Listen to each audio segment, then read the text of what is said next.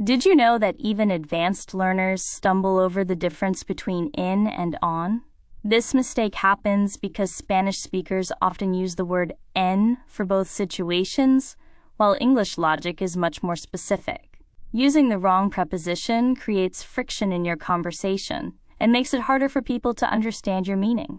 Welcome to English Listening Time. I am so happy to have you here today to master these essential building blocks. Mastering this is the fastest way to stop sounding like a student and start sounding like a natural speaker. Please like and subscribe to reach the next level of fluency. Below is the examples section, where you can practice by repeating each one.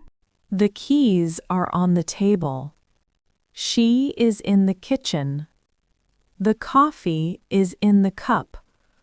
Put the book on the shelf.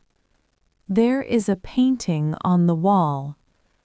My phone is in my pocket. The kids are playing in the park. We live on the second floor. The remote is on the sofa. He is waiting in the car. The cat is on the roof.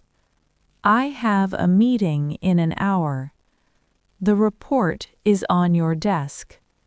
There are stars in the sky. I saw a bird on the branch. She put the milk in the fridge. The address is on the envelope. I left my umbrella in the bus. The towel is on the floor. We are sitting in the garden. The laptop is on the bed. There is some sugar in the bowl.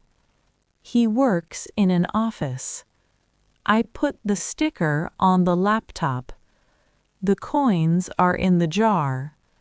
There is a spider on the ceiling. She is in the shower. The shoes are on the rug. I live in a small town. The clock is on the wall. The money is in the wallet. There is a fly on the window. We stayed in a hotel. The pizza is on the plate. The best way to remember this is that on describes surfaces, while in describes containment or enclosed spaces. Write a sentence using in or on to tell me about an object in your room right now.